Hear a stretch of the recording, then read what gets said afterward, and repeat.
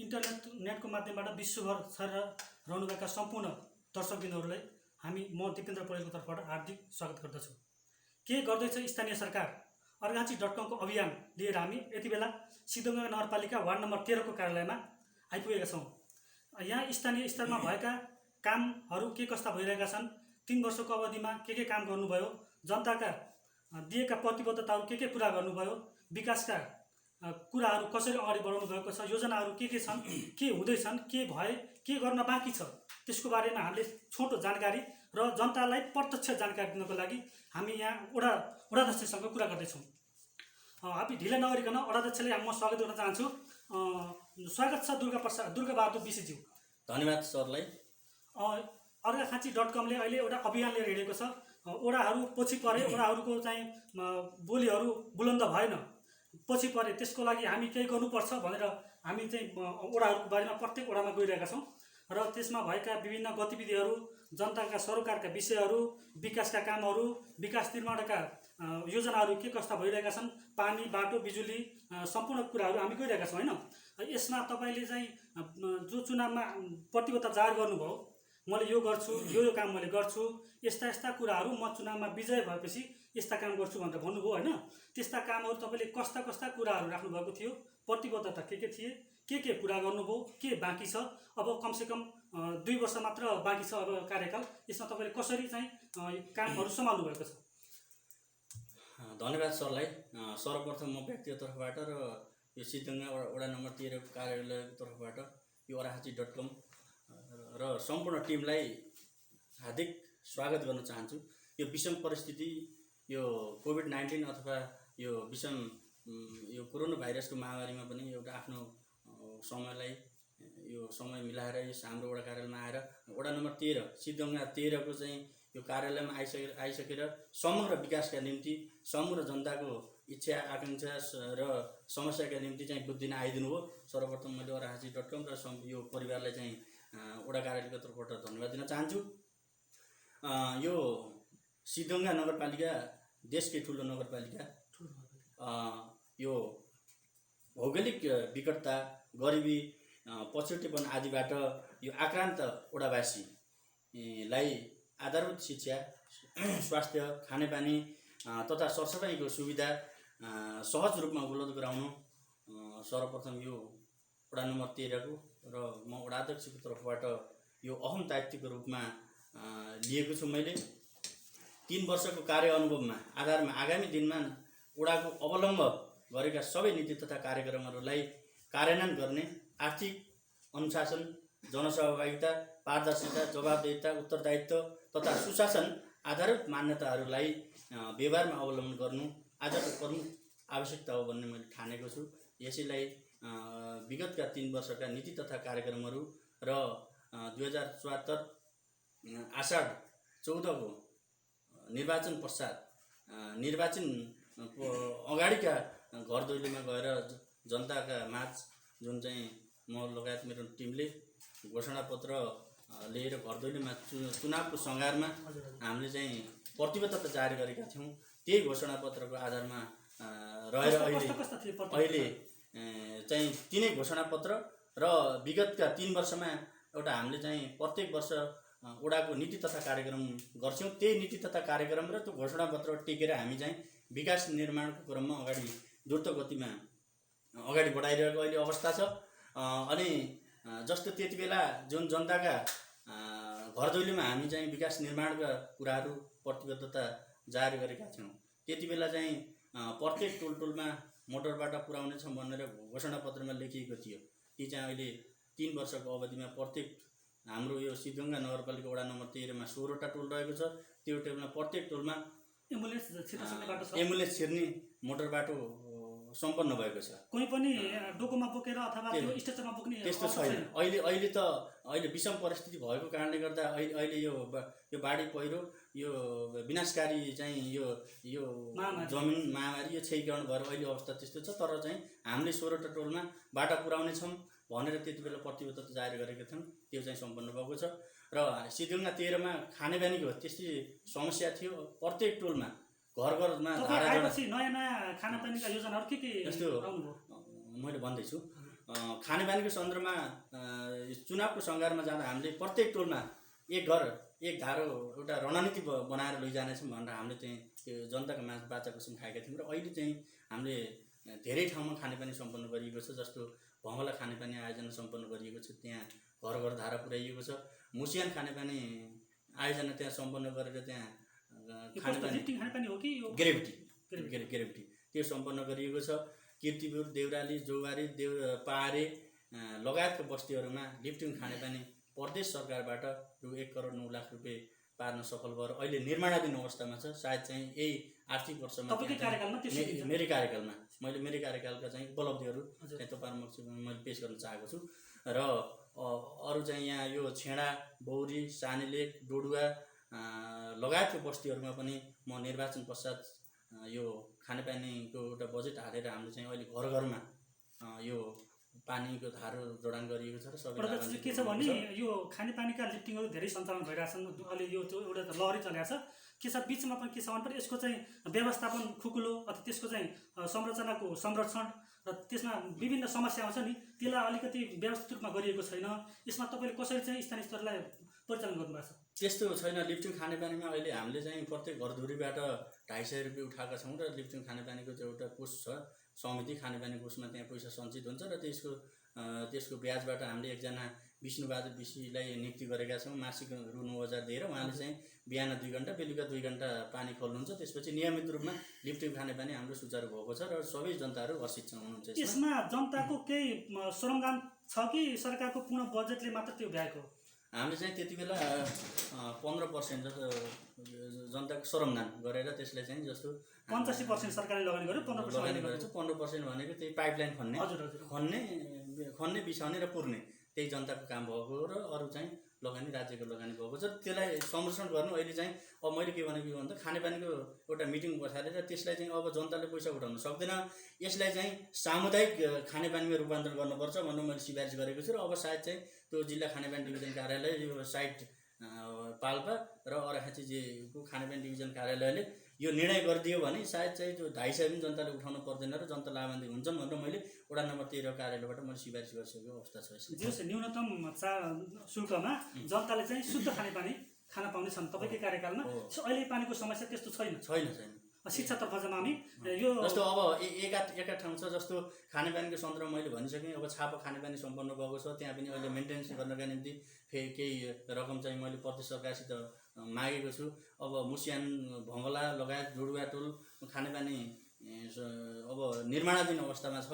त्यसपछि यता एउटा खानेपानीको मुख्य समस्या भनेको गोब्रेपानी र सानीलेक छ। त्यसलाई चाहिँ वैकल्पिक ऊर्जामा यो खुमलटार काठमाडौँमा सिफारिस गरिएको छ। सायद चाहिँ अहिले पारेर त्यहाँ पनि खानेपानीको समस्या अहिले समाधान हुन्छ। जे होस् तपाईँले चाहिँ पानीमा चाहिँ राम्रो एउटा योजना बनाएर पानीमा जनतालाई चाहिँ एउटा पानी पिउनको लागि एकदम चाहिँ गाडी लिएर पँधेरमा जानुपर्ने स्थिति लगभग छैन। त्यस्तो छैन। अब एका ठाउँ भएको उसमा चाहिँ अहिले चाहिँ कोही चाहिँ सोलर सिस्टमबाट, कोही चाहिँ वैकल्पिक ऊर्जा अथवा चाहिँ केही गरेर हामीले चाहिँ त्यो चाहिँ यो पुरा शिक्षाको एकदम मेरुदण्डको रूपमा शिक्षालाई लिन्छ होइन। यो सिमल पानीमा के छ भने शिक्षकहरू आउने त्यसपछि 1-2 वर्षमै सरुवा गराएर अन्त जाने प्रवृत्ति छ कि छैन? यहाँ त्यस्तो धेरै देखियो छ यहाँ होइन, त्यो के छ अहिले? धन्यवाद सरलाई। यो शिक्षा, म आफै शिक्षा प्रेमी। करिब 2068 सालदेखि म यही प्रभाकर माध्यमिक विद्यालयमा मावि तहमा म्याथ साइन्स पढाएर म अहिले यो जुन यो स्थानीय सरकार सञ्चालन ऐन 2074 सुरुवात भइसकेपछि त्यसभन्दा मैले 2073 सालमै यही विद्यालयबाट 73 फागुन 19 मा राजीनामा दिइसकेपछि म यता एउटा चुनावमा आएँ, राजनीतिमा छिरेँ। त्यसपछि मैले शिक्षा क्षेत्रमा अवसर गरेर एउटा मैले मास्टर प्लान बनाएर लागेको छु। अहिले यो वडामा हाम्रो सिद्धगङ्गा नगरपालिका वडा नम्बर 13 मा 10वटा विद्यालय हुनुहुन्छ। त्यहाँ चाहिँ म विद्यालय व्यवस्थापन समिति गठन गर्दा पनि म आफै गएको छु। त्यसपछि त्यहाँ बेलामा गएर शिक्षकहरूसँग कोर्डिनेसन गर्ने, त्यसपछि विद्यालय सुधार योजना कसरी बनाउने, त हाउ टु इम्प्रुभ एसआइपी विद्यालय सुधार योजना कसरी बनाउने भन्ने कुरा म आफै लागिरहेको छु। त्यसलाई चाहिँ र मैले पटक प्रभाव भेला गर्ने सरकारका चाहिँ के आवश्यक छ त भनेर त्यो लिइसकेपछि शिक्षकहरूको एउटा म्यान्डेट अनुसार चाहिँ मैले शिक्षामा लगानी गरेको पनि छु। अक्सर गरेर वडा नम्बर 13 मा अक्सर गरेर अत्याधिक बजेट चाहिँ मैले विगतका दिनदेखि नै शिक्षा क्षेत्रमा छुट्याएको छु। प्रत्येक विद्यालयलाई मैले एक विद्यालय एक ल्यापटप कम्प्युटर दिएको छु, डेस्कटप कम्प्युटर दिएको छु। त्यसपछि विद्यालयलाई अथवा समग्र वडालाई जङ्क फुड निषेधित वडा घोषणा गर्नुपर्छ भनेर गत वर्ष चाहिँ पुरै विद्यालयलाई सम्पूर्ण विद्यार्थीलाई चाहिँ टिफिन बक्स वितरण गरिदिएछ। त्यसपछि चाहिँ अब विद्यालयलाई हाम्रो वडा नम्बर 13 को एकवटा यो कल्याण आधारित विद्यालयलाई गत वर्ष दिव्या खाजाको व्यवस्था पनि वडाको तर्फबाट त्यहाँ गर्नु। त्यो दिव्या खाजा हामीले गरिसकेपछि त्यहाँ विद्यार्थी पहिरो लाग्ने अवस्था भयो। त्यहाँ विद्यार्थी सङ्ख्या बढो आकर्षणको लागि त्यो गरेको छु। र अहिले मैले यो आर्थिक वर्ष 77-78 को अब हामी बजेटको कार्यान्वयनको सघारमा छौँ। त्यो सघारमा प्रत्येक विद्यालयमा का विद्यार्थीहरूलाई यो एकरूपता लिनका निम्ति ड्रेस दिने भनेर चाहिँ बजेट विनियोजित गरिसकिएको छ। अब कार्यान्वयनतर्फ हामी त्यसरीतिर लागिरहेको अवस्था छ। त्यसपछि त्यसो भने एउटा दक्षज्यू अहिले यो अलिकति रिमोट एरिया भनौँ, अब अर्घाँचीको लागि यो रिमोटै मान्नुपर्छ। यसमा चाहिँ अब हामीलाई यहाँ आउनु पनि धेरै चाहिँ छिटो लिएर आउनु पर्यो। यहाँको जाति बस्ती पनि कोही अलिकति रिमोट एरिया अलिकति भन्नाले अब यो प्राकृतिक रूपमा एकदम राम्रो छ, सुन्दर छ, तर पनि यसलाई अलिक पछाडि पारेको अवस्था छ। अहिले तपाईँ आएर यसमा कतिको चाहिँ त्यसलाई अब योजनाहरू नगरपालिकामा लानु भएको छ, नगर प्रमुखले त्यसलाई कसरी हेर्नु भएको छ, तपाईँको समन्वय कस्तो छ होइन, त्यसमा तपाईँले कसरी चाहिँ त्यसलाई चाहिँ समन्वय गर्नुभएको छ। अहिले शिक्षामा लगानीको लागि कस्ता कस्ता संरचना छन् र कुन कुन स्थानमा भवन निर्माणको लागि नयाँ नयाँ कार्यक्रमहरू राष्ट्रिय स्तरमा शिक्षाको क्षेत्रमा मैले भनिसकेँ। म आफै शिक्षा प्रेमी भइसकेपछि कुल बजेटको 20% वडाको 20% बजेट मैले शिक्षामै लगानी गरेको छु। यसमा चाहिँ अब हाम्रो वडा नम्बर 13 मा एउटा मावि नभएको कारणले मैले निवामीलाई रिकोट माध्यमिक विद्यालयमा अहिले अनुमति लिएर कक्षा 9 सञ्चालन पनि गरिसकेको छ। त्यहाँ चाहिँ शिक्षकको एउटा अभाव भएको कारणले गर्दा अब मैले नगर शिक्षा समिति र शिक्षा समितिमा र नगर कार्यपालिका बैठकमा कुरा राखिसकेको छु। अब त्यहाँ चाहिँ दरबन्दी फुल भएर 9 र 10 कक्षा 9 र 10 रिकोट माध्यमिक विद्यालयमा सञ्चालन गर्ने एउटा जमर्को पनि गरिएको छ। र अब कक्षा 8, 9 र 10 लाई अब यही आर्थिक वर्षमा अब भोलिबाटै यो सुरुवात गरिएको छ। प्रत्येक लेडिजलाई चाहिँ सेनिटरी प्याड बाँड्ने भनेर त्यो चाहिँ सुरुवात पनि मैले गरेको छु। समग्र नगरले पनि गरेको छ यो कुरा। अब भोलिबाटै अब सरहरू आज आइदिनु भयो, भोलि सायद आउनुको बाद त्यो बाँड्नेमा नै पर्ने थियो होला।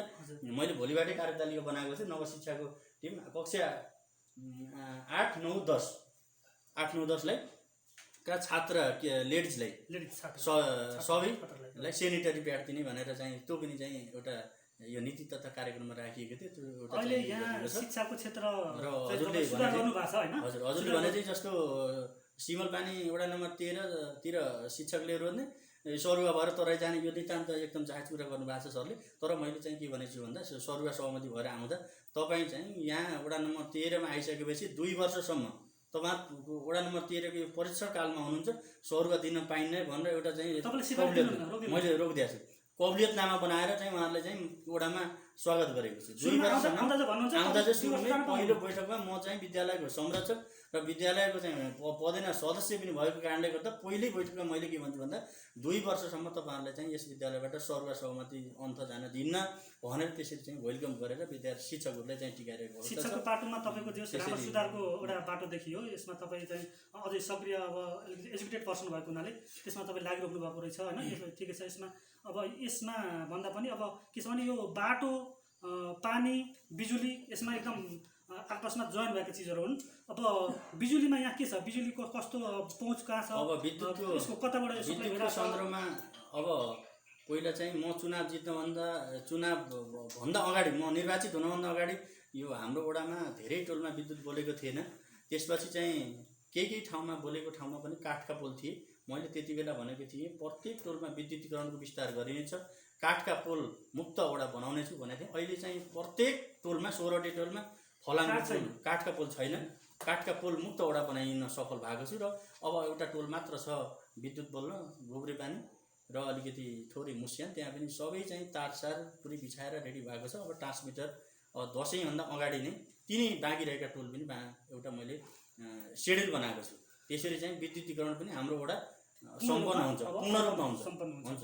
विद्युतको कुरो गरिरहँदा यिनी दलितहरूलाई मिटर बक्सहरू उपलब्ध गराउने, जोड दिने काम चाहिँ कस्तो छ? गत वर्ष आर्थिक वर्ष 76-77 मा हामीले चाहिँ वडाबाट छुट्याएर 20 जना दलितलाई अति अति गरिब, अति विपन्न, अति दलित मध्ये पनि होइन, दलित मध्ये पनि कोही त धनी हुनुहुन्छ। त्यसैमा पनि हामीले वडा समिति र वडाको टिमले चाहिँ त्यहाँ हामीले चाहिँ बैठक आयोजना गरियो र वडाको बजेटबाट 20 जना दलितलाई, अति गरिब त्यो लिस्टमा परेको चाहिँ दलितहरूलाई हामीले चाहिँ 20 वटा मिटर दिएका छौँ र अरू उहाँहरूले जे होस् चाहिँ अब आउँदो केही महिनामा प्रत्येक घर घरमा बिजुली बल्छ, कोही चाहिँ त्यसबाट वञ्चित हुने छैन। तपाईँ प्रतिबद्धता लागिरहनु भएको छ। दसैँभन्दा अगाडि नै मैले 13 नम्बर वडा नै सबैमा विद्युत पाल्छु, झिलिमिली हुन्छ। अब हामी कृषिमा लागौँ। यो अलिकति पाट, अलिकति चुरे भाबर क्षेत्रमा पर्छ। यहाँ के को लागि बढी सम्भावना छ? फलफुल अनि तपाईँको जडीबुटी, खाद्यान्न, कोदो, फापर यस्तो पनि छ कि कुन मुख्य? धन्यवाद सरलाई। अब समग्र यो हाम्रो नेपाल कृषि प्रधान देश र त्यही पनि हाम्रो सिद्धगङ्गामा हाम्रो 81% चाहिँ यहाँ जङ्गलले घेरिएको ठाउँ सिद्धगङ्गा नगरपालिका। 81% यो जङ्गलले घेरिएको भइसकेपछि समग्र हाम्रो 14 वडा अहिले यो बाख्रा जुन कार्यक्रम यहाँ आएको छ र हामीले चाहिँ एकैपटक कृषि र पशुलाई एकैपटक सँगसँगै अगाडि लैजानुपर्छ भनेर म चुनाव जितिसकेपछि एउटा चाहिँ यहाँ सिमलपानी साना किसान कृषि तथा पशु विकास महिला सहकारी संस्था चाहिँ हामीले यहाँ खोलिएको छ। त्यसमा चाहिँ 600 शेयर सदस्य हुनुहुन्छ। त्यसमा चाहिँ कृषि तथा पशु विकास महिला सहकारी एकैचोटि कृषि र पशुलाई जोडेर यो हाम्रो चाहिँ वडालाई आर्थिक क्रान्ति कृषि र पशु मार्फत गर्न सम्भव हुन्छ भन्ने हेतुले त्यसरी चाहिँ अगाडि बढाइएको छ। मैले कृषि र पशुमा विनियोजित भएको रकम सहकारी मार्फत सञ्चालन गर्ने भनेर हामीले त्यसरी वडाले निर्णय गरिएको छ। सहकारी र वडा सहमति गरेर त्यसरी गरिएको छ। हामीले चाहिँ उत्पादनका आधारमा अनुदान भनेर नगरपालिकाले एउटा कार्यविधि बनाएको छन्। कृषि तथा पशुको कार्यविधि भनेर पारित गरिसकेपछि त्यसमा के कार्यविधिमा के उल्लेख छ भन्दा जस्तो पशुतर्फ खसी बोका सहकारी मार्फत बिक्री वितरण गरियो भने प्रति केजी रु 50 का दरले अनुदान दिने भनेर दिएको छ। गत वर्ष पनि दियो, अहिले पनि सहकारी खातामा पैसा आइसकेको छ। यही असोज मसान्तभित्रमा त्यो अनुदान दिने भनेर गत हिजो नै कस्ता कृषकहरूले 50 रुपैयाँ पाउँछ पर किलो भन्नाले त्यो व्यावसायिक पालिकाले पाउने हो कि व्यावसायिक 150 न्यूनतम 150 किलो हुनुपर्छ वर्षमा। 150 केजी भन्दा माथि हुन पर्यो।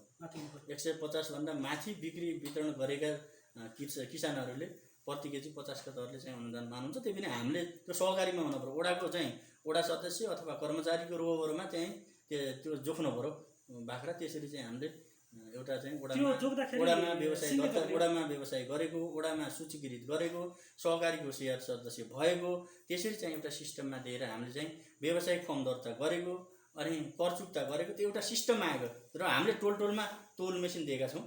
16 टोलमा 10 मेसिन दिएका छौँ। त्यहाँ टोल गरेर एउटा सहकारीको टिम हुन्छ, एउटा वडाको जनप्रतिनिधि गरेर उहाँको रोबरमा त्यो जोखिन्छ। त्यही भएर त्यसपछि सहकारीले डाटा राख्छ। त्यही अनुसार चाहिँ हामीले उत्पादनका आधारमा चाहिँ अनुदान दिने चाहिँ गरेका छौँ। र कृषितर्फ कागती, कफी, केरा प्रतिरोपनी 5000 का दरले चाहिँ दिने भनेर हामीले चाहिँ कृषिको कार्यविधि बनाएर अनि यिनी बोट बिरुवाको लागि के छ कताबाट व्यवस्था गर्नुभएको छ? व्यवस्था होइन, पैसा दिने हामीले कृषिमा कागती, कफी, केरा उहाँहरू चाहिँ गर्नुहुन्छ। त्यसपछि त्यहाँ एपिङ गरेर रोपनीका हिसाबले प्रतिरोपनी न्यूनतम 3 रोपनी भन्दा माथि हुन पर्यो। 3 भन्दा माथि हुन पर्यो। त्यसरी रु 5000 का दरले हामीले चाहिँ अनुदान दिए प्रत्येक वर्ष पाउँछ। त्यसपछि पशुमा अर्कै चाहिँ हामीले चाहिँ वडामा नितान्त रागोको लागि जसले चाहिँ रागो पाल्नु भएको छ तपाईँहरूले चाहिँ यो तस्बिर देख्नुहुन्छ हाम्रो वडा कार्यालयको यो वालमा। जसले चाहिँ वडामा आएर दर्ता गर्नुभएको छ, व्यवसायिक फर्म दर्ता गर्नुभएको छ, उहाँहरूलाई चाहिँ जो उन्नत जातको रागोलाई दाना खुवाउनका निम्ति भनेर हामीले चाहिँ रु 5000 वर्षको दिने गरेका छौँ। हामी 8-10 वटा रागा चाहिँ वडा नम्बर 13मा पाल्नुभएको छ। र अहिले चाहिँ मैले एउटा नयाँ कार्यक्रम यो पशुमे यो पशुतर्फको कार्यक्रममा भैँसी सुत्केरीलाई अनुदान दिने मैले गरेको छु। अब भोलि नै बैठक डाकेर यो वडा नम्बर 13मा कति चाहिँ सुत्केरी भैँसी छन् त त्यो चाहिँ डाटा हाम्रो वडा सदस्यहरूले लिनुहुन्छ। कति महिनासम्मको पाउने हो त्यो कस्तो छ क्याटेगोरी? जस्तो यही आर्थिक वर्षमा साउन 1 गतेदेखि अहिले हामीले डाटा लिने बेलासम्म त्यो सुत्केरी भएको हुनु पर्यो।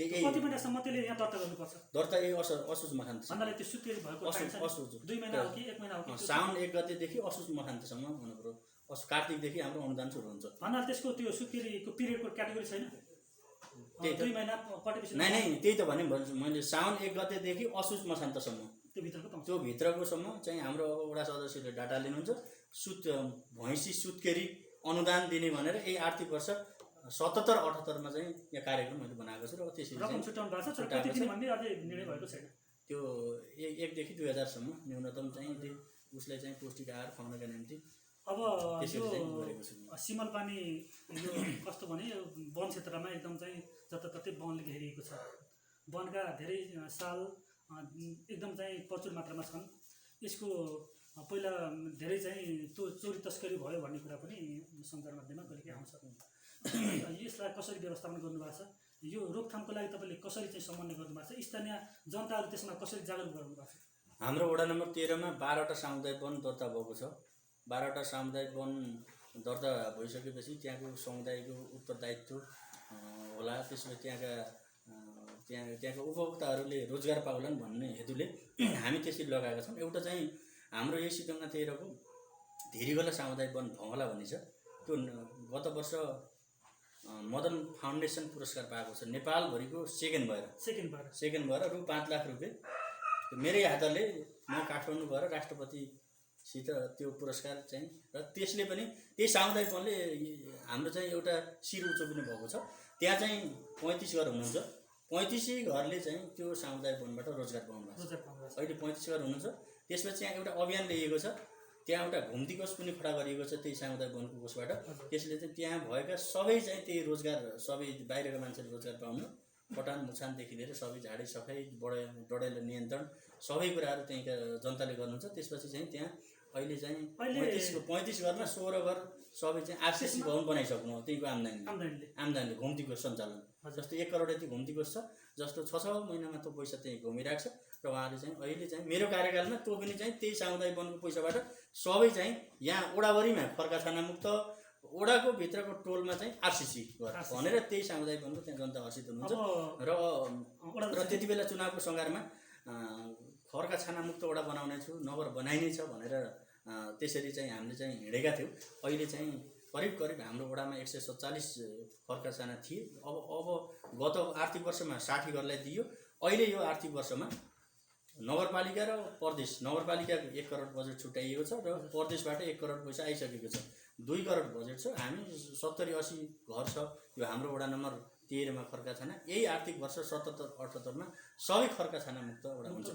हुन्छ अब हामी यो तपाईले भन्नुभयो काठको तस्करमा तपाईले र यसको र अझै मैले जोड्न चाहे काठ यो बाहिर गए अब यो 12वटा सामुदायिक वनको अध्यक्षहरूलाई मैले बैठक राखेर के भनेको छु भन्दा यो प्रदेश नम्बर 5 को प्रदेश सरकारबाट एक निर्वाचन क्षेत्र एक उद्योग ग्राम जुन चाहिँ राज्यले गत वर्ष 76-77 को आर्थिक वर्षमा प्रदेश सरकारले लिएको थियो त्यो उद्योग ग्राम सिद्धुङ्गा नगरपालिका वडा नम्बर 13 को यो थाप्लेबारीमा पार्न मैले सफल भएको छु औद्योगिक ग्राम त्यसमा चाहिँ गत वर्ष 76-77 मा रु 15 लाख रुपियाँ पैसा छुट्याएको थियो डीपीआर भएर अहिले डीपीआर भएर सबै कुरा प्रस्तुतिकरण भएर प्रेजेन्टेसन भएर नगरपालिकामा बुक आइसकेको छ र अब यहाँका सबै वडा नम्बर 13 र 14 का साबिक सिमलपानीका सामुदायिक वनले अब का उपभोक्ताहरू यहाँका बेरोजगारी युवाहरूलाई त्यहाँ रोजगार दिने त्यसपछि उनीहरूले चाहिँ उद्योग कल कारखाना मार्फत चाहिँ आर्थिक आय आर्जन गराउने भनेर म त्यसरी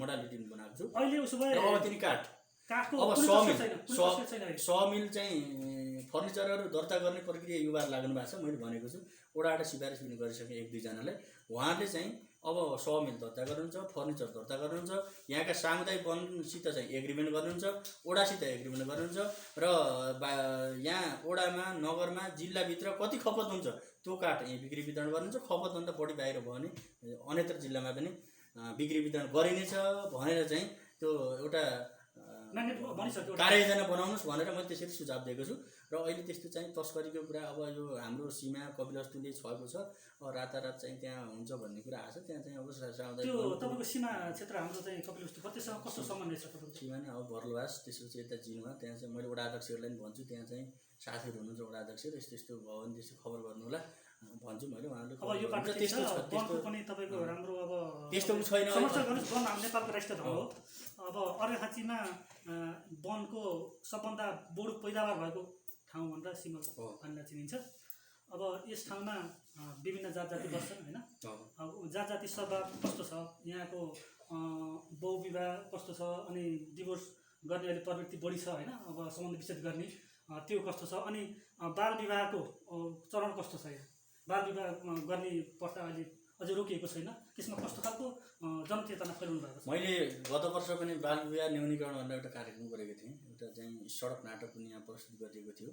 मैले के भनेछु भन्दा प्रत्येक चाहिँ बाल विवाहलाई विद्यालयमा गएर विद्यालय सुधार योजनामै शिक्षकहरूलाई, विद्यालय व्यवस्थापन समितिलाई बाल विवाह सम्बन्धी चाहिँ एउटा सचेतना जगाउनुपर्छ भनेर हामीले त्यसरी लगाएका छौँ। र अहिले चाहिँ अब बाल विवाह न्यूनीकरण गर्नुपर्छ भनेर यो 20 वर्ष पारी बिहाबारी भन्ने एउटा नारा लिएर राष्ट्रिय नारा छ। 20 वर्ष पारी बिहाबारी भनेर अब त्यसरी जानुपर्छ भनेर चाहिँ हामी चाहिँ यो स्थानीय सरकार हामी त्यसरी लागेको अवस्था छ।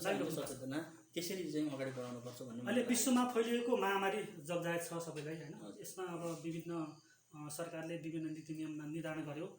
विगतको समयमा एकदम कोरोनाबाट मान्छे आक्रान्त भयो कि त्यो अलिकति जगजायत छ सबैलाई। अब त्यस बेलामा तपाईँले कसरी चाहिँ त्यसलाई व्यवस्थापन गर्नुभयो, कस्ता कस्ता चुनौतीहरू सामना गर्नुभयो? धन्यवाद सरलाई। यो अत्यन्तै यो अहिलेको जस्तो हामीले जुन यो लकडाउन चैत्र 11 गतिबाट लकडाउन भइसकेपछि 3 महिना त हामी लकडाउन अवधिभर हाम्रो वडाको टिम, जनप्रतिनिधि, यहाँका राजनीतिक दल, समाजसेवी सबै चाहिँ शिक्षक प्रहहरू अनवरत रूपमा लागेर अहिलेसम्म आजको मितिसम्म वडा नम्बर 13 मा कोरोना मुक्त वडा बनाइएको छ। कुनै चाहिँ कोरोना पोजिटिभ छैन अहिलेसम्मलाई पुरै चाहिँ यसमा चाहिँ हामी चाहिँ एउटा उच्च सतर्कता पनि अपनाएका छौँ। नगरपालिकामै सबभन्दा पहिला चाहिँ सेनिटाइजर, साबुन, मास्क बाँड्ने वडा चाहिँ हामी हो। त्यसपछि हामी उठिसकेपछि नगरपालिका बैठकमा गएर त्यहाँ चाहिँ निर्णय भएर अरू वडालाई पनि साथी हो वडा नम्बर 13 ले यसरी चाहिँ बाँडेछ, हामीले पनि बाँडौँ भनेर हुन्छ यहाँ सबै वडामा गर्नुपर्छ भनेर साबुन, त्यसपछि सेनिटाइजर, मास्क त्यसरी चाहिँ उच्च सतर्कता हामीले चाहिँ अपनाएर त्यसरी गरेका थियौँ। र यहाँ चाहिँ सबै राजनीतिक दल, सबै विद्यालयका पत्रकार, सबै चाहिँ यहाँ सुरक्षाकर्मी अनि पत्रकार बन्धु, राजनीतिक दल, वडाको टिम, वडाको कर्मचारी अहोरात्र खटेर चाहिँ सहयोग गर्नुभयो र कोरोना मुक्त वडा बनाउन अहिले आजको मितिसम्म सफल भएका छौँ। अर्घाखाँचीको यो कोरोना मुक्त वडा आजको मिति पर्यटनमा कति मान्छे बसे? करिब 2-2.5 सयको सेरोफेरो। तर कसैलाई पोजिटिभ भएर हामी चाहिँ अहिले आजसम्म अब आजको मितिबाट फेरि इन्डियाबाट तेस्रो मुलुकबाट मान्छे आइरहेको छ। अब यसमा चाहिँ अब स्थानीय सरकार अथवा शिक्षातिरबाट भन्छ विद्यालय खोल, शिक्षण सिकाइ क्रियाकलापलाई वैकल्पिक उपाय अपनाएर गर भन्छ। एकातिर फेरि जिल्ला प्रशासन र केन्द्रीय सरकारले के भन्छ भन्दा विद्यालय नखोल भन्छ। यसमा चाहिँ हामी दुविधामा छौँ। यो दुई ढुङ्गा बिचको तरुल भएका छौँ र यसले हामीले के भनेको छ भन्दा मैले प्रत्येक विद्यालयमा गएर विद्यालय व्यवस्थापन समितिको बैठक राखेर शिक्षण सिकाइ क्रियाकलाप अगाडि बढाउने वैकल्पिक उपाय जस्तो टोलमा गएर हुन्छ कि अथवा एउटा रुटिन बनाएर हुन्छ कि त्यसरी गर्नुहोस् भनेर मैले अब सबै विद्यालयहरू चाहिँ सेनिटाइज, तपाईँले देख्नुभयो सबै विद्यालय चाहिँ सेनिटाइज गरिसकेको छु। अब चाहिँ भएको छ सर। जस्तो चाहिँ दिनमा यतिजना आउनु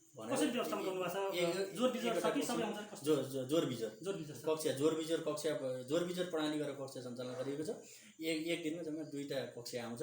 त्यसमा पनि एक बेन्चमा 1जना विद्यार्थी मास्क लगाएर साबुन पानीले हात धोएर त्यसरी चाहिँ कक्षाभित्र पस्ने मैले बाटो मिलाएको छु। विद्यार्थीहरूको उमङ्ग त के छ अहिले? त्यस्तो पहिले जस्तै छ कि अलि यसो चाहिँ अलिकति विद्यार्थीहरू चाहिँ अलिकति यसो एउटा डरको अनुभूति भएर विद्यालय बस्छ। त्यो भइसकेपछि मैले चाहिँ सरहरूलाई होम भिजिट गर्न पठाएको छु। फेरि त्यो अभिभावकज्यूलाई चाहिँ के छ डर तरास छ, केही छ विद्यालय पठाउन यताउति अवरोध हुन्छ। यसबाट आइपर्ने लाग्ने भवितव्य पुरै चाहिँ अभिभावकलाई पनि कबुलियतनामा बनाएर शिक्षक सिकाइ अगाडि बढाउनुपर्छ भन्ने होइन। यो वडामा अब हामी अर्को विषयवस्तुतिर जान्छौँ।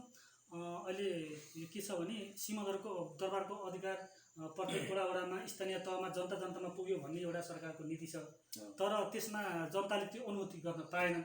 तपाईँलाई नगरपालिकाले कस्तो खालको अधिकार दिएको छ, त्यो अधिकार तपाईँले कसरी जनतामा प्रक्षेपण गर्नुभएको छ? जनताले त्यो अनुरोध गरेको जस्तो पाउनु भएको छ तपाईँले? यो सीमादरबार अहिले घर घर जुन चाहिँ एउटा यो नेपाल सरकारको नारा छ, यसले चाहिँ नितान्त यो चाहिँ स्थानीय सरकार आइसकेपछि हामी चाहिँ जस्तो स्थानीय सरकार आइसकेपछि हामीलाई चाहिँ अहिले एउटा स्थानीय सरकार सञ्चालन 2074 ले एउटा कानुनमा बाँधेको छ। त्यो कानुनभित्र रहेर त्यस परिधिभित्र रहेर हामीले काम कारबाही अगाडि बढाउनु पर्ने हुन्छ र हाम्रो चाहिँ वडा समिति र वडा अध्यक्षका काम कर्तव्य अधिकार यो संविधानले निर्दिष्ट गरेको छ। त्यहाँ चाहिँ यो यति सीमाभित्र रहेर काम गर्न पाउने, जस्तो चाहिँ के काम गर्ने त स्थानीय सरकार सञ्चालन ऐन 2074ले जस्तो चाहिँ घोषणापत्रमा उसले गरेका मात्र गर्ने भन्ने त छैन नि। त्यो घोषणापत्र साइडमा राखेर त्यो कानुनले हामीले चाहिँ घोषणापत्रमा बनाएका कुराहरू बाजिन्छ कि नै होइन, बाजिएको हदसम्म त्यो अमान्य हुने भनेर पनि साइडमा राखेर हामीले काम गर्नुपर्ने हुन्छ। अहिले चाहिँ हामीलाई यो वडा अध्यक्ष पद भनेको नेपालमा सबभन्दा व्यस्तता हेर्नुहोस् है, बिहान 6 बजे आएर बेलुका 6 बजेसम्म यो वडा कार्यालयमा बसेर जनताको चाहिँ सेवाका निम्ति अहोरात्र खटेका छन्। दिनमा मिडियामा गलत प्रचार वडा अध्यक्षले यसो गरेर उसो। अब वडा अध्यक्ष अब विद्यालयमा पनि जानु पऱ्यो, सामुदायिक वनको मिटिङमा जानु पऱ्यो, मरेका ठाउँमा जानु पऱ्यो, जन्मेका ठाउँमा जानु पऱ्यो, विकास केन्द्रमा जानु पऱ्यो, झगडा चाहिँ 2 जना लड्छ त्यहाँ जानु पऱ्यो, त्यसपछि चाहिँ अब 8औं मिचियो त्यहाँ जानु पऱ्यो, कुलो मिचियो त्यहाँ जानु पऱ्यो, अनि नगरपालिका बैठकमा जानु, बजेट माग्न जानु पऱ्यो। अत्यन्तै चाहिँ वडा अध्यक्ष यो पद चाहिँ हामी चाहिँ अत्यन्त व्यस्त छौँ। हामीले चाहिँ जुन जनताका चाहिँ इच्छा आकाङ्क्षा र जनतासित बोलेका कुराहरू चाहिँ अहिले चाहिँ पुरा गर्न सकेको छैन। यसमा थोरै चाहिँ हामीले चाहिँ गरेका छौँ र हामीलाई पनि जस्तो चाहिँ स्थानीय सरकार सञ्चालन ऐन 2074ले के काम गर के नगर भनेको छ त के सिफारिस गर। जस्तो हामीले 35वटा सिफारिस गर्न अधिकार दिएको छ हामीलाई। अहिले चाहिँ मैले सर तपाईँलाई वाचन गर्छु, मैले वडा अध्यक्षलाई 35वटा सिफारिस गर, त्यहाँभन्दा बढी नगर। जस्तो चाहिँ नाता प्रमाणित गर्ने, नागरिकता तथा नागरिकताको प्रतिलिपि लिनेका सिफारिस गर्ने, बाल करको लेखाजोखा सिफारिस गर्ने, बन्द घर तथा कोठा खोल्ने रोगरमा बस्ने, मोही लगत कट्टाको सिफारिस गर्ने, घर जग्गा करको लेखाजोखा सिफारिस गर्ने, जनमिति प्रमाणित गर्ने, व्यापार व्यवसाय बन्द भएको, सञ्चालन नभएको वा व्यापार व्यवसाय हुँदै नभएको सिफारिस गर्ने, विवाह प्रमाणित तथा अविवाहित प्रमाणित गर्ने, निःशुल्क वा सशुल्क स्वास्थ्य उपचारको सिफारिस गर्ने, वडाबाट जारी हुने सिफारिस तथा अन्य कागजलाई अङ्ग्रेजीमा भाषामा समेत सिफारिस तथा प्रमाणित गर्ने, घर तल प्रमाणित गर्ने, व्यक्तिगत विवरण प्रमाणित गर्ने, जग्गा ध्वनि दर्ता प्रमाणपत्रमा घर कायम गर्ने, कुनै व्यक्तिको नाम थर जन्ममिति तथा वतन फरक भएको व्यक्ति सो वा व्यक्ति एकै हो भन्ने सिफारिस गर्ने, नाम थर जन्ममिति संशोधन गर्ने, जग्गा ध्वनि दर्ता प्रमाणपत्र हराएको सिफारिस गर्ने, किता काट गर्ने सिफारिस गर्ने, संरक्षक प्रमाणित गर्ने तथा संस्थागत र व्यक्तिगत संरक्षण सिफारिस गर्ने, जीवितसँगको नाता प्रमाणित गर्ने, मृतकसँगको नाता प्रमाणित गर्ने, जीवित रहेको सिफारिस गर्ने, हकवाला वा हकदार भएको प्रमाणित गर्ने, नामसारी गर्ने, जग्गा हक सम्बन्धमा सिफारिस गर्ने, उद्योग ठाउँसारी गर्न सिफारिस गर्ने, आधारित विद्यालय खोल्न सिफारिस गर्ने, जग्गा मूल्याङ्कन सिफारिस गर्ने, विद्यालयको कक्षा थप गर्न सिफारिस गर्ने, अशक्त असहाय तथा अनाथलाई पालन पोषणको लागि सिफारिस गर्ने, वैवाहिक अङ्गीकृत नागरिकता सिफारिस गर्ने, आर्थिक अवस्था कमजोर वा सम्पन्न रहेको सम्बन्धी सिफारिस गर्ने, विद्यालय ठाउँसारी गर्न सिफारिस गर्ने, धारा तथा विद्युत जडानको लागि सिफारिस गर्ने, प्रचलित कानुनअनुसार प्रत्याशित अधिकार बमोजिम अन्य सिफारिस वा प्रमाणित गर्ने भनेर 35वटा सिफारिस गर्न त सिफारिस मात्र दिने अधिकार छैन। सिफारिस गर्ने, त्यसपछि केही चाहिँ तलमाथि भयो भने वडा अध्यक्षले सिफारिस गरेको भन्दा वडा अध्यक्ष चाहिँ हामी चाहिँ यो अहिले खुकुरीको धारमा छन्। यो देशैभरिका वडा अध्यक्षहरूले चाहिँ यो अहिले चाहिँ केही समस्या परेन, सबै कुरा वडा अध्यक्ष हेर्नु। सिंहदरबारमै रह्यो, सिंहहरू गाउँमा पसे भन्छ नि, के हो त्यो? यो यस्तो हो, सिंहदरबार यो घरमा भनेको जस्तो चाहिँ एउटा जुन चाहिँ अहिले चाहिँ हाम्रो स्थानीय सरकार जुन चाहिँ हामीलाई दिएको चाहिँ यो अहिले केन्द्र सरकारले यो खोसिँदैछ। जुन चाहिँ यो अहिले स्थानीय सरकार अथवा हामी वडा अध्यक्ष लगायत जनप्रतिनिधिलाई यो केन्द्रीय सरकारले अपाङ्ग बनाउँदैछ। यसले अलिअलि बिस्तारै कानुन संशोधन गर्दै यो संसदमा गर्दै क्याप्चर गर्दै थोरै यो कटौती गरिरहेको छ। यसले चाहिँ सबै चाहिँ देशैभरिका यही organaji.com मार्फत चाहिँ सबै यो देशभरिका चाहिँ वडा अध्यक्षले एकजुट भएर अथवा नगर प्रमुख उपप्रमुख सबै एकजुट भएर स्थानीय जुन चाहिँ त्यति बेला चाहिँ यो अधिकार दिएको छ त्यसलाई चाहिँ सेभ गरेर अझै थप अधिकार दिन पर्यो। सबै चाहिँ सिफारिस गर्ने मात्र होइन कि सबै कुरा अधिकार दिन पर्यो भन्ने चाहिँ अब यो मैले सबैलाई आग्रह पनि गर्न चाहन्छु। अब कार्यक्रमको अन्तिम छौँ हामी। अब यो अलि भ्रष्टाचार भयो, गाउँमा भ्रष्टाचार पस्यो, पुरानो प्रवृत्ति फर्कियो भन्छन्, अनि त्यस्तै जनताहरू पनि यस्तो कुरामा यसरी भ्रष्टाचारका प्यानलहरू अगाडि बढिरहेका छन्, आफ्नो अर्काको छुट्टाएर चाहिँ काम गरिन्छ भन्ने छ। यो वडामा कस्तो खालको त्यसमा केही पनि छैन सर। यो एउटा वडा अध्यक्षको कुर्सीमा पद धारण गरिसकेपछि यो पार्टीको ऊ पार्टीको, यो राजनीति ऊ राजनीति, यसो यो कालो यो सेतो यो गोत्रको ऊ गोत्रको भनेर चाहिँ त्यो छुट्याउन मिल्दैन। त्यो मैले गरेको पनि छैन र गर्न पनि दिन्न र वर्मले पनि दिन्न त्यसो गर्न। त्यो भएको कारणले गर्दा यो चाहिँ यसो भ्रष्टाचारको कुरा छ। यो जनप्रतिनिधिलाई अनावश्यक चाहिँ यो भ्रष्टाचार गरे यसो गरे यो भइगएको कुरा हो। कुनै पनि चाहिँ जस्तो वडामा वडा अध्यक्षले भ्रष्टाचार गरे, वडाको खाता छैन, अनि चाहिँ वडा अध्यक्ष अथवा जनप्रतिनिधि कुनै पनि उपभोक्ता समितिको अध्यक्ष छैन, विद्यालय कुनै पनि खाता छैन, कहाँबाट भ्रष्टाचार हुन्छ? कुनै पनि त्यसमा संलग्नता कुनै पनि हुन्छ? अनुगमन र नियमन र सिफारिस गर्ने बाहेक हाम्रो चाहिँ कुनै पनि काम छैन। जनताले वास्तविक कुरा बुझ्दैन होइन, जनताले वास्तविक कुरा त बुझ्दैन। जस्तो वडामा आइसकेपछि कसरी बुझाउने उनीहरूलाई? जस्तो मैले भन्छु, जस्तो वडामा आइसकेपछि यति बजेट चाहियो, यो चाहियो, ऊ चाहियो भन्छ। त्यसपछि यो जस्तो अहिले विपत्ति अवस्था छ, यहाँ चाहिँ मान्छे चाहिँ घर बगाएको अवस्था छ, कुलो बगाएको छ, बारी बगाएको छ, सबै कुरा चाहिँ अहिले विपदले चाहिँ एउटा डामाडोल भएको स्थिति छ। यसलाई चाहिँ मैले के भन्छु भन्दा वडामा खाता छैन, मैले चाहिँ यहाँ सिफारिस गरेर नगरपालिकामा पठाउने हो, जिल्लामा पठाउने हो, प्रदेशमा पठाउने हो भनेर त्यसरी चाहिँ मैले अहिले कन्भिन्स गर्दै जनतालाई मैले चाहिँ पठाएको छु। तपाईँ एउटा युवा जोसिलो नेता पनि हो, यो वडामा तपाईँ एउटा भ्रष्टाचार मुक्त छ र बनाउनुहुन्छ पनि।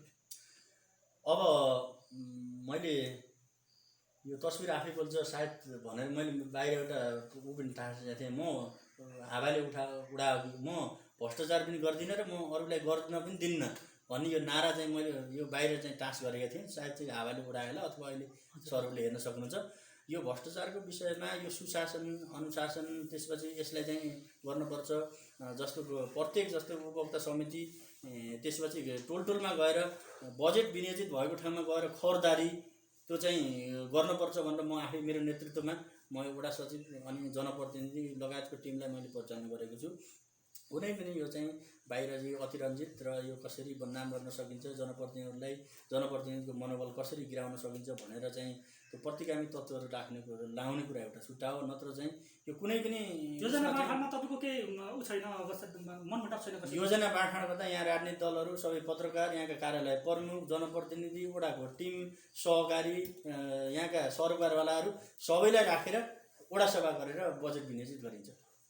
जातीय रूपमा पिछडी परेका जनजाति छ, सबैलाई समावेशी गरिन्छ। बजेट चाहिँ त आरन व्यवस्थापनमा छ। गत वर्ष बजेट छुट्याएर आरन व्यवस्थापन गरेछ। कति घर 10 घरलाई चाहिँ अहिले त्यो कार्यक्रम सकिन्छ। अहिले यो आर्थिक वर्ष सचेतना कार्यक्रम छ।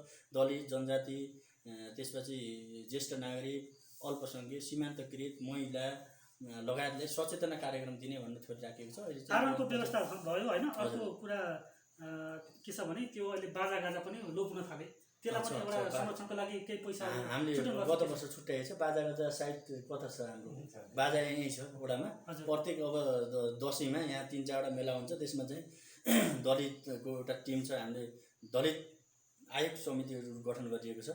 दीपक परिवारको एउटा संयोजकत्व उहाँहरूको जिम्मा दिइन्छ र बाजागाजा सबै चाहिँ वडामा राखिन्छ। त्यसपछि यहाँ छेडा बजार, कीर्तिपुर वडामा तीन ठाउँ हाम्रो चाहिँ मेला लाग्छ। अब हामी खेलकुदतिर जाउँ। खेलकुदमा यहाँको जनताको मुख्य यहाँका जनताहरू यहाँका युवाहरू कुन कुन खेलहरू खेल्छन् र खेलमा कस्तो खालको बजेट छुट्याउनु भएको छ, त्यो कार्यक्रम कसरी सञ्चालन गर्नुभएको छ? युवाले अक्सर गरेर त्यो भलिबल प्रतियोगिता राख्छन्। यहाँ हाम्रो सबै चाहिँ यहाँको युवाहरू भलिबल प्रतियोगिता नै त्यही हुँदैछ र यहाँ बेला बेलामा मैले चाहिँ 50 देखि 1 लाखसम्म वर्षेनी छुट्याइदिन्छु र वर्षको एकपटक युवाहरूले चाहिँ आफ्नो चाहिँ खेल प्रदर्शन गर्नुहुन्छ। अब कार्यक्रमको अन्तिममा छौँ, पराविधिक मित्रहरूले पनि समय सकेको। मैले यहाँ एउटा चाहिँ स्वास्थ्यको छुटेछ सर होइन। यो क्षेत्र स्वास्थ्यमा पनि छुटेको चिज भन्नु छुट्टै कार्ययोजना बनाएको छु, नीति तथा कार्यक्रम। गत वर्ष आर्थिक वर्ष 76-77मा पनि स्वास्थ्य क्षेत्रमा अत्यधिक बजेट छुट्याएर गर्भवती सुत्केरी महिलालाई लोकल कुखुरा, घिउ र अन्डा वितरण गरेका थियौँ र कुपोषित बालबालिकाहरूलाई पौष्टिक आहार प्रदान गरेका थियौँ गत वर्ष आर्थिक वर्ष 76-77मा। र अहिले आर्थिक वर्ष 77-78मा पनि त्यो कार्यक्रम निरन्तरता छ।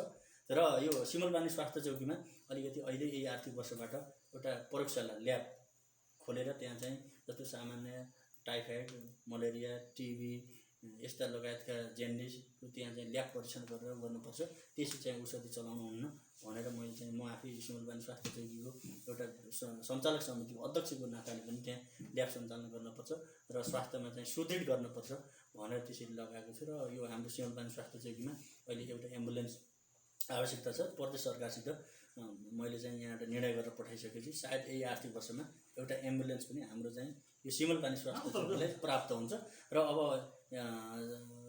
अलिकति मैले विकास निर्माण थोरै छटाइसकेपछि मैले अब यो अहिले हाम्रो भेडामारा सिमलपानी पाब्र यो सडक जुन तपाईँ आउनुभयो, यसलाई चाहिँ हिजो मात्र 2 करोडको हामीले चाहिँ 1 करोड प्रदेशबाट 1 करोड नगरपालिकाबाट पैसा छुट्याएको थियौँ र हिजो मात्र टेन्डरको म्याच सिद्धिसकेपछि हिजो चाहिँ एकजना यो सोइना मिनाको कन्स्ट्रक्सन कताकोले लिनुभएको छ। अब चाहिँ भोलिबाट नै यो बाटो पनि सुचारू हुन्छ। पावर विक्रममा पनि मोटर रेगल 13 करोड 95 लाखको मोटर रेगल पुल चाहिँ केन्द्रीय सरकारबाट चाहिँ पार्न हाम्रै पहलमा सफल भएका छौँ। र अब यो चाहिँ यो भेडामारा सिमलपानी यो जितपुर 4 नम्बर त्यहाँ सडक यो जोडेर अब चाहिँ यो सडकको गोर्सियातिर जाने बस यतिबाट दौडाएर बुटोल पुग्नका निम्ति 29 किलोमिटर छोटो हुँदो रहेछ यो बाटो। 29 किलोमिटर बुटोल जान सिमलपानी हुँदै गइसक्यो भने हाम्रो समग्र सिमलपानीको एउटा प्रगति, समृद्धि, उन्नति हुन्छ भन्ने चाहिँ मलाई लागेको छ। त्यसपछि अब यहाँ एउटा मुख्य समस्या हाम्रो सेतुङ्गा 13 मा बसाइसराई जाने यो अहिले बसाइसराई चाहिँ अहिले त केही रोकिएको छ, तर चाहिँ मान्छे गरी 2 ठाउँ पहाडदेखि बस्ने, तराईदेखि बस्ने। तराईको चाहिँ खोज भएको नजिक यहाँबाट जम्मा समथिङ 15-16 किलोमिटर हिँडे तराई पुग्ने बनगाई 4 नम्बर गोरिया लगायत बुङ्ची त्यहाँ चाहिँ हाम्रो सिमलपानीको मान्छे अत्यन्तै त्यहाँ बसाइसराई भएको कारणले गर्दा अहिले मैले यही आर्थिक वर्षबाट अन्यत्रबाट बसाइसराई गरेर हाम्रो वडामा आउनेलाई प्रमाणपत्र र रु 5,000 पुरस्कार दिने भनेर चाहिँ नीति तथा कार्यक्रम राखिएको छ। त्यो सुरुवात पनि गरिएको छ अन्यत्रबाट। नयाँ कार्यक्रम हो यो।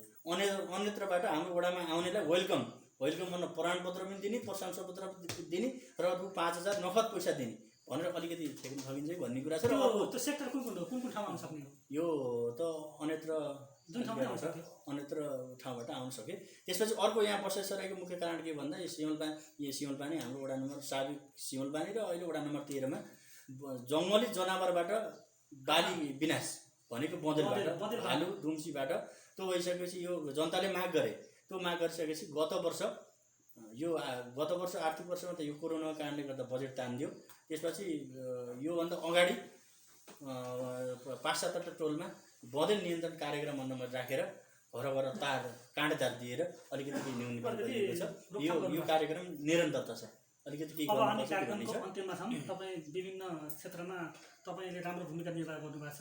अब जनतालाई जाँदै अन्तिममा के भन्नुहुन्छ सठिक रूपमा समग्र यो अराखाँची.com सुन्नुहुने सम्पूर्ण वडावासीहरूलाई म व्यक्तिगत तर्फबाट वडा कार्यालयको तर्फबाट जुन चाहिँ निर्वाचनको सङ्घारमा तपाईँहरूको माझ हामीले प्रतिबद्धता जाहेर गरेका थियौँ, त्यो केही कुराहरू पुगेका छन्, पुरा हुँदैछन्। कोही शिक्षा, स्वास्थ्य, सञ्चार, यातायात, विद्युत, पानी, कृषि, पशु, पर्यटन, सहकारी लगायत सबै काम केही निर्माणाधीन अवस्था छन्।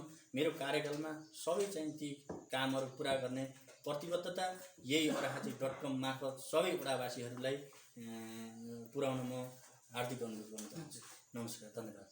श्रोताबिनहरू, यति बेला हामी के गर्दैछ स्थानीय सरकार भन्ने कार्यक्रम लिएर सिद्धगङ्गा नगरपालिका वार्ड नम्बर 13 को वडा कार्यालयमा आइपुगेका थियौँ र यहाँ हामी विभिन्न कुरामा छलफल गऱ्यौँ। तपाईँलाई हाम्रो कार्यक्रम सुन्दै हुनुहुन्छ, कस्तो लाग्दैछ, कस्ता कुराहरू वडा अध्यक्षले पुरा गर्नुभयो, के बाचा थिए, तपाईँ सुनेर हाम्रो प्रतिक्रिया दिनुहोला।